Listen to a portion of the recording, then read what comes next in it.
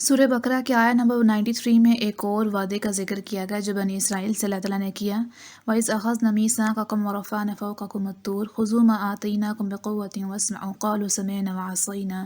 جب ہم نے وعدہ لیا اور تم پہ بلند کر دیا کوہ طور پہاڑ کو، اور ہم نے تم سے کہا اس کو مضبوطی سے پکڑ لو جو تم کو دیا گیا اور سنو، تو وہ بولے کہ سمعنا وعصینا، ہم نے سنا اور ہم نے نافرمانی کی۔ وَأُشْرِبُوا فِي قُلُوبِهِمُ الْعِجْلَ بِكُفْرِهِمْ، اور ان کے دلوں میں بچھڑے کی محبت جو ہے وہ ڈال دی گئی ان کے انکار کے سبب۔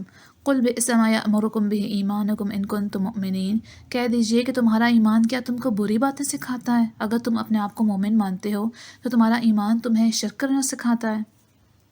اب یہاں سب سے پہلے جو بات زیر غور ہے وہ یہ ہے سمعنا وعصینا۔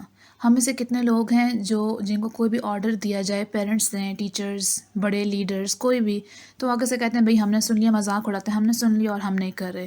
تو حدیث شریف میں آتا ہے کہ کوئی شخص منہ سے غلط بات نکالتا ہے اور وہ غلط بات جو ہے وہ اس کے لیے جہنم میں 70 سال کی مسافت پر دوری کا سبب بن جاتی ہے۔ اگر ہم اپنے بڑوں سے مثالیں دیکھیں تو آدم علیہ السلام کو کتنے گناہوں کی وجہ سے جنت سے نکالا گیا، انہوں نے کتنے گناہ کر لیے تھے، صرف ایک لقمہ کھایا تھا۔ ابلیس کو کتنے گناہوں کی وجہ سے مردود کر دیا گیا، صرف ایک سجدے سے انکار کیا تھا۔ انسان جب اللہ کا کوئی حکم نہیں مانتا تو وہ کسی نہ کسی فتنے میں مبتلا ہو جاتا ہے۔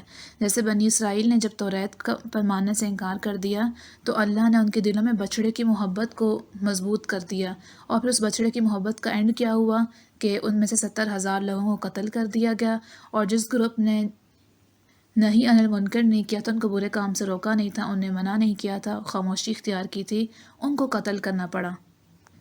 انسان جو ہے وہ انکار کی وجہ سے، اپنے انکار کی وجہ سے ایسے گناہ میں پڑ جاتا ہے جو اسے بربادی کی طرف لے جاتے ہیں۔ اللہ تعالیٰ فرماتا ہے کہ اگر تمہیں لگتا ہے کہ آخرت میں صرف اللہ نے تمہارے لیے جنت رکھی ہوئی ہے، صرف تم ہی جنت کے حقدار ہو، تو مرنے کی تمنا کرو اگر تم سچے ہو۔ اگر آج ہمیں کوئی مرنے کو کہے تو ہم میں ایک دم خوف آ جاتا ہے، مرنے کا خوف، آخرت کا خوف، اگلی زندگی کا خوف۔ وہ خوف کس وجہ سے ہے؟ کیونکہ ڈیپ ڈاؤن انکانشیسلی یا سب کانشیسلی ہمیں معلوم ہے کہ ہم نے آخرت کی تیاری نہیں کی، ہم کیا حساب دیں گے، قبر میں ہمارے ساتھ کیا ہوگا۔ جو نیک لوگ ہیں اور جنہوں نے آخرت کی تیاری کی ہے وہ بہت خوشی سے موت کو گلے لگاتے ہیں، خوشی خوشی وہ موت کے منہ میں جاتے ہیں، کیونکہ ان کو اس بات کا یقین ہوتا ہے کہ اب وہ اپنے رب سے ملنے والے ہیں، اب وہ اپنے محبوب سے ملنے والے ہیں۔ جبکہ میرے جیسے کمزور اعمال کے لوگ جب ان پر موت کا وقت آتا ہے وہ خوف میں مبتلا ہو جاتے ہیں، کیونکہ ہمارے اعمال کمزور ہیں، ہم نے بہت سارے ایسے گناہ کیے ہیں جن کا حساب دینے کی ہمیں طاقت ہی نہیں۔ اللہ فرما رہا وَلَن يَتَمَنَّوْهُ أَبَدًا بِمَا قَدَّمَتْ أَيْدِيهِمْ، وہ ہرگز موت کی تمنا نہیں کریں گے کیونکہ اپنے ان گناہوں کے سبب جو وہ آگے بھیج چکے۔ وَلَا تَجِدَنَّهُمْ أَحْرَصَ النَّاسِ عَلَىٰ حَيَاةٍ، اور آپ ان کو دنیا کی زندگی پہ بڑا حریص دیکھیں گے، آپ ان کو دنیا کی زندگی پہ بہت حریص پائیں گے، بہت گریڈی۔ وَلَا تَجِدَنَّهُمْ أَحْرَصَ النَّاسِ عَلَىٰ حَيَاةٍ، اور سب سے زیادہ حرص کس کو ہے؟ وَمِنَ الَّذِينَ أَشْرَكُوا، جو لوگ شرک کرتے ہیں۔ میں نے پہلے اس بات کو مینشن کیا کہ شرک کی بہت ساری اقسام ہیں، اور بہت ساری اقسام ہیں۔ اگر ہم اللہ کے ساتھ شرک نہیں ٹھہرا رہے تو ہم بہت ساری ایسی چیزوں میں شرک ٹھہرا رہے ہیں جن کے بارے میں ہمیں علم بھی نہیں۔ ان میں ایک شرک فی المحبہ ہے، محبت جو ہے وہ صرف اور صرف اللہ کے لیے خالص ہے، جبکہ ہمارے ہاں ہم نے بہت ساری چیزوں غیر اللہ کے ساتھ لگاؤ لگا لیا ہے۔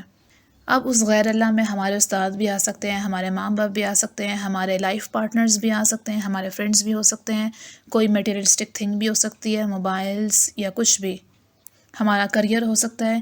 جس بھی چیز کے ساتھ ہم نے اتنی محبت لگا لی کہ اس کی محبت اللہ کی محبت سے بڑھ گئی تو وہ شرک فی المحبہ ہے۔